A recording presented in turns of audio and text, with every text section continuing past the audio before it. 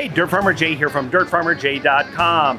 Recently, Dirt Farmer Maggie and I acquired some metal ring raised beds that we're going to put in our garden food plot area.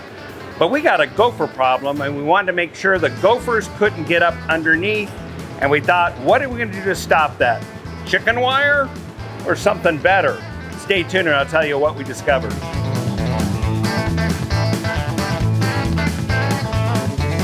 Dirt Farmer Jay here from dirtfarmerjay.com. We recently bought some garden round beds from Anleo Life, and if you'd like to see that video of the assembly and our initial impressions, just check out the link that's appearing above and you can take a look at that. Later on, when we get them all installed, including the mesh that'll be under them and the irrigation systems, we'll post it both on our Instagram channel and Facebook feed, as well as doing another episode showing that. But for now, I want to tell you what we discovered about protecting our raised beds from gophers.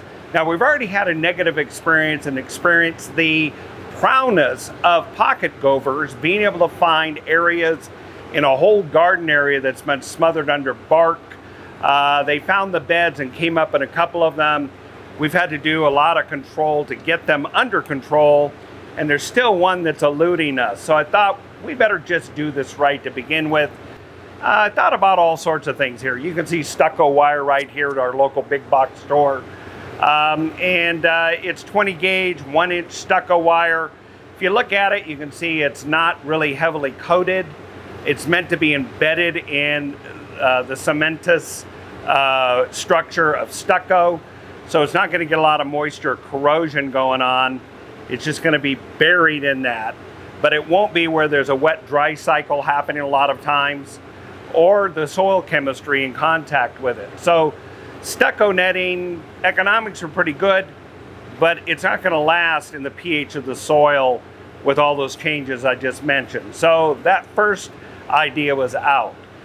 Then we just looked at regular chicken wire, and here you can see like a roll of couple random leftover rolls of larger pitch or larger diameter hole chicken wire or poultry netting, but you can see it's pretty tiny, not heavily galvanized and so forth. So first of all, the holes are too big. Secondly, it probably wouldn't last in the soil as well. Here we have a roll of 48-inch by 25 foot, 100 square foot of poultry netting. Now, a couple of problems right off.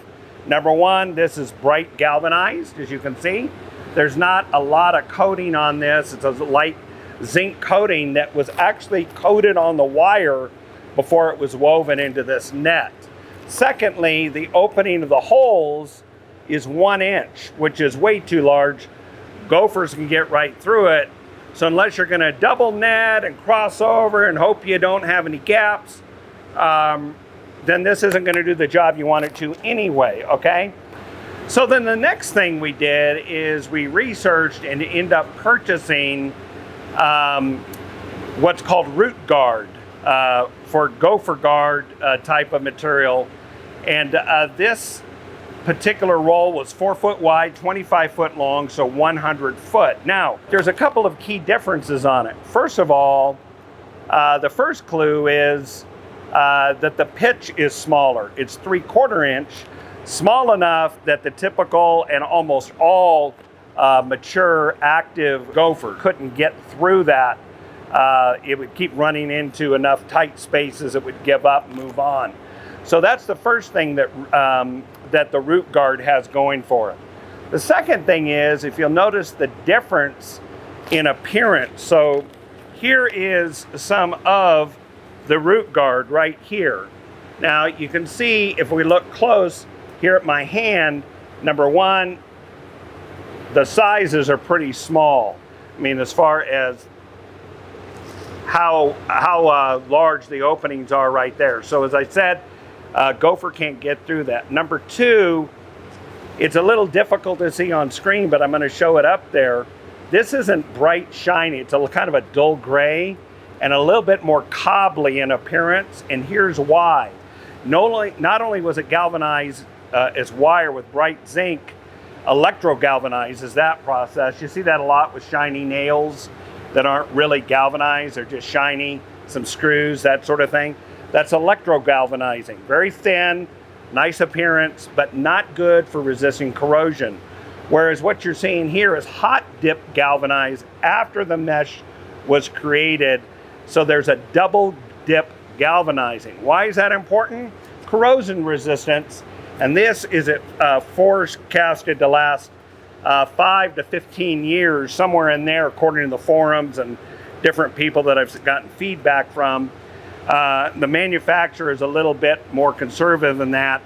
But the point is, this is going to last longer and it's going to do the job to begin with. Let's look at this from another way of whether or not there's significant galvanizing on there. If I look at the amount of wire increase that it takes to weave a 3/4 inch mesh versus a 1 inch mesh, and then I also look at the difference in weight, those two calculations, it shows that it's about 1 pound to 1.5 pounds of galvanizing material has been added to a 4 foot by 25 foot roll. So there is some significant galvanized coating that does make a difference. So that's another way to look at this. When it came time to use this, as you know, wire has a lot of memory in it. So Dirt Farmer Maggie and I kind of reverse rolled it, laid it out on our shop floor, and I actually used this roll, which is 4 foot wide, which I'm going to return because I have no use for it. But we used it as a 4 foot measuring stick, and therefore we could cut 4x4 panels that were going to go under each of those 6 rounds, those round beds.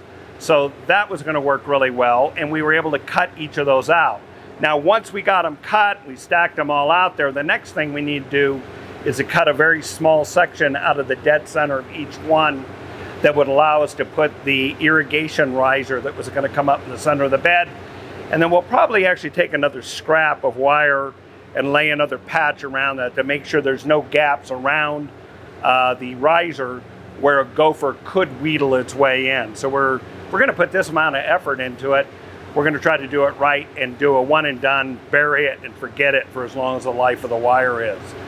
So once that's all done, as I said, we'll put it on our Facebook and Instagram feeds. We'll run another episode for you, and then you can take a look at it there. Also, if you want to buy this this root guard, the official brand name is Diggers.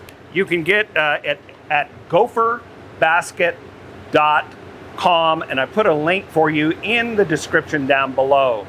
Another thing that many homeowners struggle with is creating a cost-effective and efficient drip watering system, either for their raised beds or for a small food plot, like say a small field of corn. Well, check out this video that we did that shows you how to use PVC pipe and fittings and adapters to connect to your regular hose to be able to water an area, and you can actually wet down areas beforehand to know exactly where to plant seeds. Check it out. We know you'll really like it. Until the next time, this is Dirt Farmer Jay, keeping out those gophers.